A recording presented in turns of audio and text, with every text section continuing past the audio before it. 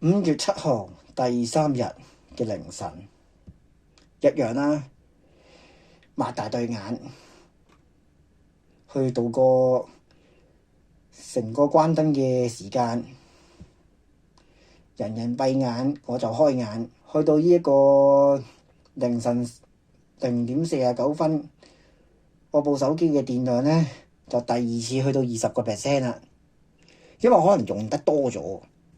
畢竟我第二日嘅24小時咧都係清醒嘅，咁所以我用電用得多咗嘅關係，所以就提早幾個鐘頭咧就去到20%咯，可能係咁樣。1點10分我第二次查suppose 應該要查3次嘅，但係有一次咧就因為我傷口仲係痛嘅關係咧，所以查唔到。沖涼亦都係啦，suppose 應該沖咗2次，但係我只係沖咗1次啦。同埋嗰一次沖涼咧，我淨係沖腳嘅，我唔敢掂，即係腳以即係最多去到大髀咯，大髀嘅一半添，我甚至我記得係，因為我唔敢掂到個傷口啊。有冇洗頭咧？有，去到6點45分我先洗第一次。3點57分廚房冇嘢好講。6點3部 Switch 我帶咗嚟，但係冇心機去玩。因為撇文4呢隻遊戲可能本身都唔係太過吸引我，撇文3好玩好多，可能係因為個地洞冇時間限制嘅關係咯，所以我覺得就唔太過吸引。咁但係我冇玩嘅情況下，都消耗咗11%。早餐5點56分，其實本嚟我可以呢個時候落單嘅，咁我就可以早啲食。咁但係因為我想俾金主檢查一下，咁所以咧一拖就拖到7點17分，因為我估佢未起身，估唔到佢嗰一日要去到7點幾先起身，仲要我打俾佢，佢先至可以起得到身，跟住覆我，跟住我7點20分正式落單，跟住7點25分咧就係我第3日嘅第一次量血壓，仲要睇埋體溫添。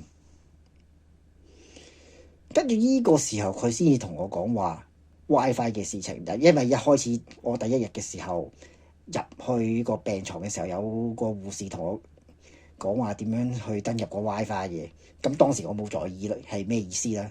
咁我而家終於明白係咩意思啦。原來我 suppose 係應該要登入佢嘅 WiFi 去避免12個鐘頭嘅收費。咁即係話我前後蝕咗第一日同第二日嘅12個鐘頭，即係前後我蝕咗24個鐘頭俾佢。就係咁樣啦，即係錢銀方面。去到呢一個位，金主去問我呢一件事，我先知道原來係咁樣嘅意思。咁我花咗10分鐘，我搞翻掂佢啦。7點48分應該係第3次我俾人檢查傷口。咁啊7點56分派4粒藥啦，一樣。8點11分開始派發早餐。派發早餐之前咧，我有出呢個病房去周圍轉一轉嘅。咁但係我可以走動嘅地方係好有限，即係除咗我嘅8人病房，除咗係咪個公字形嘅走廊咧？除咗公字形走廊，跟住行出道門咧就係平時係會鎖上嘅，要撳，好似唔知撳掣定係講嘢先至可以開到道門嘅。咁出咗道門之後咧，有個 T 字形嘅走廊冇啦，淨係得呢3個地方我係可以自由活動嘅啫。出面明明有個叫做空中花園之類嘅嘢，有2個添，甚至我記得明明有2個空中花園咧係封咗唔俾人出去嘅，唔知係咪因為驚有人跳樓自殺，所以就封咗唔俾人去啦。咁所以我係喺住院期間係全程涼冷氣。咁我活動範圍因為太少嘅關係咧，基本上5分鐘係幾分鐘之內一定行得晒，所以就好悶啊。檢查傷口派發早餐咧，我係諗住8:11咧守株待兔嘅，諗住等佢派早餐俾我嘅。點不知咧冇我要嘅早餐，就係理由因為太遲落單，我係屬於第二批。佢話如果我當初可以喺5:56嘅時候落單嘅話咧，8:11呢一個早餐咧就係屬於我嘅。咁冇啦，我係匿翻張床上邊，跟住就瞓覺啦。一去到8:59咧，無啦啦早餐就喺我面前出現啦。比我想象中快，但又比我想象中慢。因為我預計應該係要去到9點幾甚至10點幾先有得食嘅。咁結果就1個鐘頭39分鐘，即係由我落單開始計啊，之後先至有得食。前菜就係果尖多殼蜜多士，主菜就係因為我最中意食嘅關係，所以我特登叫多次蘑菇火腿奄列，一樣係有薯餅嘅。甜品冇得揀，蘋果龍杯。今次飲品咧，點解我揀凍檸檬茶而唔揀可樂咧？因為我屋企咧就仲有一杯芬達，即係我唔想飲咁多汽水嘅關係，所以我今次係叫佢凍檸檬茶。但係之前都講過啦，就俾個金主就倒晒嗰杯芬達啦。跟住9:25食藥，我依個時候先記得刷第3次牙，其實係第4次先啱嘅，但係有一次我 miss 咗。10:3，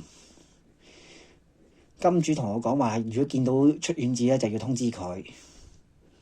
咁但係我好快就見到出院紙，所以好快通知咗佢啦。跟住去到出院嘅程序啦。10:20有醫生話，有護士會喺45至60分鐘之後就翻嚟，好準時，即係59分鐘。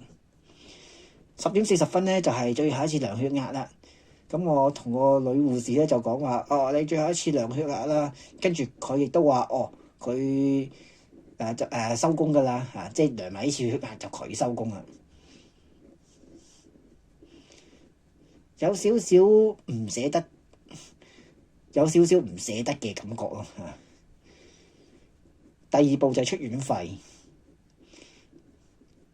雖然出院指導，但係都要等個金主去到醫院，咁啊先至可以交錢嘅。交錢唔係即刻交嘅，要等4個 number 嘅。